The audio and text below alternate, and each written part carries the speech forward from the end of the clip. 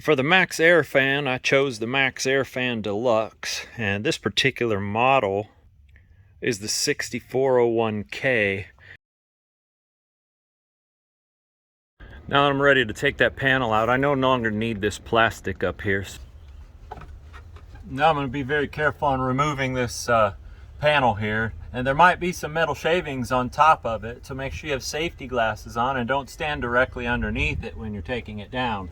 Just be very careful and support it, and if you want to, you can even just use a knife and cut your tape and hold the panel in place, just like that. Just hold that panel in place. You'll make that cut and then just drop it down. See, there are metal shavings. There are some metal shavings on there, and we definitely don't want those to get in the van or in my eyes or in our hair or anything like that. So I'm gonna go ahead and take this outside. There you go. And there you have it. Got a nice big hole in my ceiling. I'm gonna take a metal file, a fine-tooth metal file, and then just gently work this stuff. At this point, we're gonna pre-fit our flange for our fan inside the hole. And if you notice on the fan, there's metal brackets on the sides. Those go toward the outside of the vehicle, not from the front to back. Okay, and it is a little loose in there, so what I'm gonna do is I'm gonna pre-drill one hole on the corners or on one side, and then secure this in place, and then pre-drill the rest of my holes. And that's so that this doesn't move around and misalign my holes as I'm going. So I want to center it up in the hole as best as possible. Eyeball it's fine. Looks good over here and looks good up the front. And then I'm just going to find 2 points where I want to go ahead and drill through one at a time and secure this flange in place before I drill the rest of the holes. I want to make sure that all my holes are aligned perfectly, so when I go and install this thing, after I put on the butyl tape and everything else, I'll be good to go. Now before we move on to the next step, we want to go ahead and prime these edges here, and I just sprayed a little bit of automotive primer into my cap here, and I'm going to take this chip brush and use it to prime these edges, and that can dry while I'm cutting up my wood for my support. Once you get your flange aligned to its center point, go ahead and tape it down. Just give you a little bit of extra security. And then I want to drill a hole right here as my starter hole, and then put my screw in, or in the back or wherever.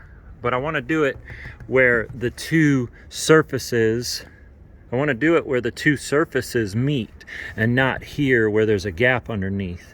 So I'm going to just go ahead and pre-drill this hole with a 1/8 inch drill bit, and then I'm going to put a screw in here, and then I'm going to do the same thing on the other side. And there we have it. Now I have this screw and that screw as my set screws. And you don't want to over tighten them, you just want to make sure that it's secure and snug, and then we can go around and drill the rest of our holes, getting as close to the center of the hole as possible.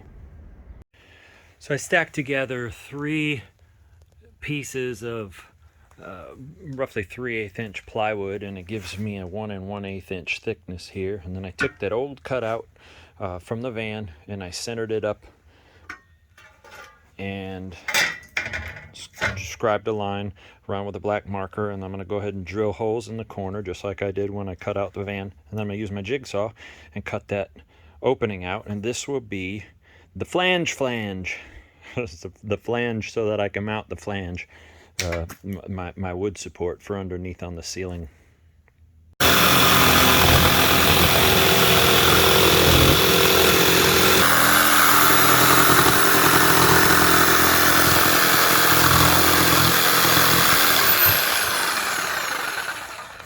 All right, there we have our support flange for the flange.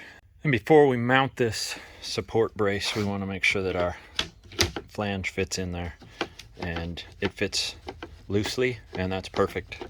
All I did here to get this in place is put a couple of extra hands on clamps, and just going to line it up to make sure that it goes where it's supposed to go.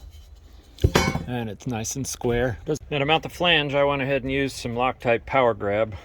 And when you get your MaxxFan, it comes with 3 different types of screws. You're gonna have 1 1/4 screws, you're gonna have 4 1-inch screws, and you're gonna have some finish screws. These are probably the last thing that we're gonna install. But these longer screws are the ones that we wanna take up on top of the van to install the flange. Now in these recessed parts of your ceiling or your roof, I went ahead and layered 2 additional layers in the lower part here so that when I apply the butyl tape across the line, it stays at that level there. So this is like a gap filler here. So 2 layers of the butyl tape on here, and that's the only places I'm gonna need to do that. Now we've installed our butyl tape. You want to make sure that you peel that paper off of the top of that, and then if there are any areas that might create a small gap, just go ahead and squeeze it together or add another piece of excess butyl tape that you have and just cover those gaps. Seal those gaps nice and tightly, because we don't want any opportunity for any kind of water to leak into our ceiling here. And now that we have the butyl tape on and we have our support nailer in place, we can go ahead and mount our fan flange. And remember, and see how I have the line, I can see where I need to line up to where my holes are. And as I had mentioned here, I can go ahead and mount my screw on the front and on the back, and those will line me up, so then I could start going ahead and putting in my other screws. And then I'm going to do these side screws first because those are the ones I pre-drilled, and then I'm also going to do this end screw, or the end screws, and then I'll pre-drill the other ones and then sink my screws in. And I don't want to sink them so tight that they end up breaking my flange, but I want a good seal. And now I'm applying my lap sealant, and I'm probably going to come back afterward and do another pass just to make sure that everything is nice and sealed. And now that I got my lap sealant on, I went ahead and did all of the screws too. And while it's still pliable, I'm going to go ahead and put my fan in place. When you are applying lap sealant, have a couple of dry rags with you. You're gonna need them if you get that stuff on your fingers, or if you drip a drop on something, you're gonna need a dry rag to wipe up, okay? Not a wet rag. You don't wanna use a wet rag or you'll make a mess. So dry rags. Well, if you stayed with me and you've made it along this far, you now have your very own MaxxFan Deluxe installed in your own van. Thanks for watching. Happy camping.